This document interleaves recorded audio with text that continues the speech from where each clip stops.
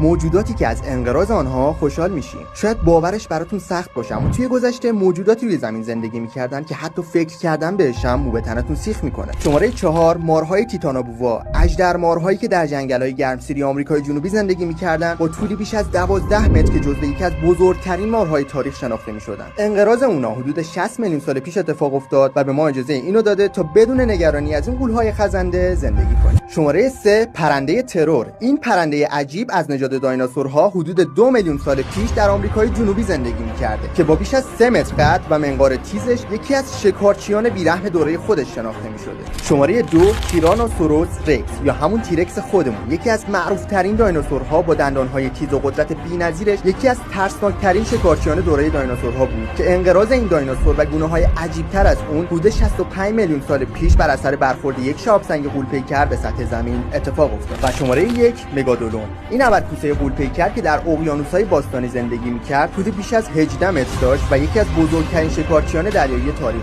ولی خوشبختانه این غول دریایی حدود 2 میلیون و 600 هزار سال پیش منقرض شد. حالا شما بگید انقراض کدوم یکی از این موجودات بیشتر خوش